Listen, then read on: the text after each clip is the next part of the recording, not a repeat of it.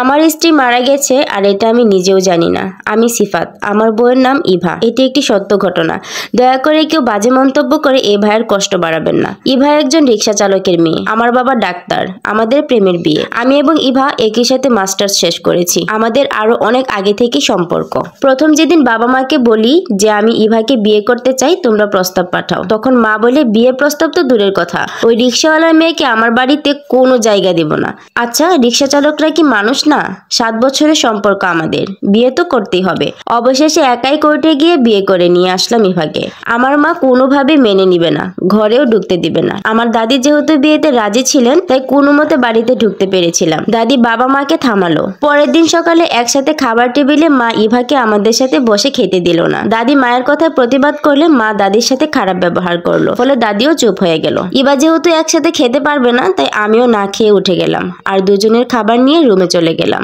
তখনই মা চিৎকার করে বলতে লাগলো, দেখ দেখ কাকে পেটে ধরেছি আমি, আর গোলামি করছে বউয়ের। দুধ কলা দিয়ে কালসাপ পুষেছিলাম আমি। বিয়ের 5 মাস পর আমি একটা জব পেলাম। বিয়ের 5 মাসে আমার মা ইভাকে আমার সামনে কতই না বাজে কথা বলেছে, কিন্তু বেচারি কখনো একটা কথার জবাবও দেয়নি। আমার জবটা হলো ঢাকার বাহিরে, চিটাগাং। আমাকে সেখানেই থাকতে হবে। মাসে 2 বার আসতে পারতাম। বউকে নিয়ে যাওয়ার মতো অবস্থান এখনো তৈরি হয়নি। ফোনে কথা বললে ইভা আমাকে বুঝতেই দিত না মা ওর উপর কত অত্যাচার করে। আমি বাড়ি এলে দাদি সবকিছুই আমাকে বলতো। এভাবেই চললো বিয়ের 2 বছর। বেতন বাড়ছে না, নিজেই কোনো মতো অচেনা জায়গায় থাকি। বউকে নিয়ে যাব কিভাবে? 1 বছর আগে ইভার বাবাও মারা গেছে, আর ওর মা মারা গেছে ওর যখন 12 বছর বয়স তখনই। ওর এখন আমি ছাড়া আর কেউ নেই। আমার মা ইভার সাথে আমার ডিভোর্স করানোর জন্য কত বাহানা করছে, কিন্তু আমি কখনোই ইভাকে ডিভোর্স দিব না। ভেবে রেখেছি বেতনটা বাড়লেই বাচ্চা নিব। ও বলতে ভুলে গেছি, আমার একটি বোনও আছে, ওর নাম রোজা। তার বিয়ে পড়িয়ে রেখেছে, কিন্তু এখনো তুলে নিয়ে যায়নি। মাঝে মধ্যে রাতেই দেখতাম রাত 1টা 2টা ইভার ফোন ওয়েটিং। আমি ইভাকে পরে রেগে মেগে জিজ্ঞেস করলে যে তুমি কার সাথে কথা বলছো, ইভা বলতো রোজার ফোন নষ্ট, তাই আমার ফোন নিয়ে রোজা ওর বরের সাথে কথা বলছে। এভাবে টানা 12 দিন ওয়েটিং পেলাম। রোজ ইভা বলে রোজা কথা বলছে। আমি এই 12 দিনে রোজাকে কখনো জিজ্ঞেস করিনি আসলে কি রোজা ইভার ফোন দিয়ে কথা বলেছে কিনা, কারণ আমি ইভাকে অনেক বিশ্বাস করি। হঠাৎ একদিন মা বলে, বাবা তুই সারা রাত এইভাবে বউয়ের সাথে কথা বলিস না, শরীর খারাপ হবে, সকালে অফিসে যাবি কিভাবে সারা রাত জাগলে? আমি বললাম কই, আমি তো রাতে ইভার সাথে তেমন কথা বলি না। কি বলিস তুই? তোর বউ তো সারা রাত কার সাথে জন্য কথা বলে, আমি নিজের কানে শুনেছি। আমি মাকে বললাম ইভা তো বলে ইভার ফোনে রোজা ওর বোরের সাথে কথা বলে, রোজার ফোন নাকি নষ্ট। তখন রোজা বলে কই ভাইয়া, আমার ফোন তো নষ্ট না, আর আমি কখনোই বাবির ফোন নিয়ে কারোর সাথে কথা বলিনি। আমি বাড়ি এসে ইভাকে বললে ইভা কেঁদে আমার পায়ে ধরে বলে, বিশ্বাস করো আমি মিথ্যা কথা বলছি না, আমার ফোনে রোজাই কথা বলেছিল এতদিন। আমাকে রোজা বলেছিল ওর ফোন নষ্ট, তোমার মা বোন মিথ্যা কথা বলছে। হাজার হলেও আমি আমার মায়ের ছেলে, মা বোনের কথা বিশ্বাস করে আমি ইভাকে চড় মারি। আমার মা বলে, ও আমার ছেলেকে দিয়ে তোর মন ভরে না, কয়টা লাগে তোর? কার সাথে সারা রাত কথা বলে তুই আমার মেয়ের নাম করিস? মা বোনের কথা এভাবেই দূরত্ব তৈরি হয় ইভার সাথে। মা এটাও বলে রোজ বিকালে নাকি ইভা বাহিরে যেত আর সন্ধ্যায় ফিরতো। অবশেষে আমাদের ডিভোর্স হয়ে যায়। দাদি অনেক চেষ্টা করেছিল আটকানোর, কিন্তু পারেনি। আমি চিটাগাং চলে যাই। ডিভোর্সের আগে একবারও ভাবিনি যে ইভার তো কেউ নেই আমি ছাড়া, সে কোথায় যাবে, কি করবে। ডিভোর্সের পর বাবা মা দাদি বোন সবাই মিলে চলে আসে চিটাগাং আমার কাছে। সেখানে একটি বড় বাসা ভাড়া নেই। বাসা ভাড়ার টাকাটা বাবাই দেয়, কারণ আমার বেতন তেমন বাড়েনি এখনো। তারা সবাই আমার কাছে চলে আসে, কারণ আমি যেন আগের জায়গায় ফিরে গিয়ে ইভার স্মৃতিগুলো মনে না পড়ে, কারণ ইভাকে আমি প্রচন্ড ভালোবাসতাম। আমি ভেবেছিলাম ইভা আমাকে ধোঁকা দিয়েছে, পরক্রিয়া করেছে, এবং এর প্রমাণ আমার মা বোন। ডিভোর্সের 7 মাস হলো আমি ঢাকা যাইনি। আমি আমার সব পুরনো সিম বদলে ফেলেছি, নতুন সিম নিয়েছি। ইভা কেমন আছে, কোথায় আছে, কোনো খোঁজ খবর নেইনি। সব পুরনো বন্ধুদের সাথে যোগাযোগও বন্ধ করে দিই, কারণ আমার বন্ধুরা ইভারও বন্ধু ছিল, যেহেতু আমরা একই ভার্সিটিতে পড়তাম। ডিভোর্সের 7 মাস পর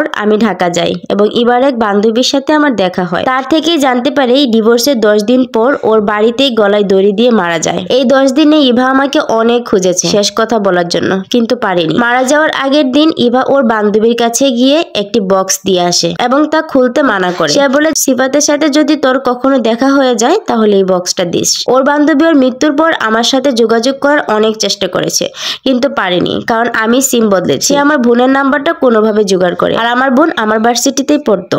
আমার বোন রোজাকে বলে যে ইভা মারা গেছে যেন আমার ফোন নাম্বারটা দেয়, কিন্তু আমার বোন এসব কিছুই বলেনি আমাকে। ইভার ওর বান্ধবীকে দেওয়া বক্সটা খুলে দেখি 2টা মোটা ডায়েরি লেখা। ইভা সেই দিন থেকে শুরু করেছিল যে দিন থেকে আমি প্রথম চিটাগাং আসি চাকরির জন্য। এই 2 বছরে ইভা যখন যখন আমাকে মিস করেছে সবকিছু কিছু লিখেছে, ডেট টাইম সহ সব কথাই লেখা ছিল সেখানে। যে দিনগুলো ইভার ফোন নিয়ে রোজা কথা বলেছিল, সিফাত জানো তোমাকে অনেক মিস করছি, তোমার সাথে কথা বলতে ভীষণ ইচ্ছে করছে, কিন্তু ফোনটা রোজা নিয়ে ওর জামাইয়ের সাথে কথা বলছে। কি প্রেম তাদের, সে কখন ফোনটা নিয়ে গেছে, এখনো কথাই শেষ হয় না ওদের। মৃত্যুর আগেও অনেক কিছু লিখেছিল। আমি কখনো ভাবিনি তুমি আমাকে তোমার মা বোনের কথায় অবিশ্বাস করবে। আমি কখনো কোনো পুরুষের সাথে কথা বলি, সব মিথ্যা বলেছে তোমার মা বোন আমাকে তোমার জীবন থেকে সরানোর জন্য। কত বললাম, বিশ্বাস করলে না। তুমি ছাড়া আমার জীবনে আর কেউ নেই, তাই কাকে নিয়ে বাঁচবো বলো? অনেক ভালোবাসি তোমাকে। একদিন তুমি হয়তো সব জানবে যে তোমার মা বোনের দেওয়া সব অপবাদী মিথ্যা, আর সেদিন তুমি আফসোস করবে। কোনো বদদোয়া করছি না তোমায়, তুমি সুখে থাকো, ভালো থাকো। আরো অনেক কিছু লেখা ছিল। এরপর বাসায় ফিরে রোজাকে বলি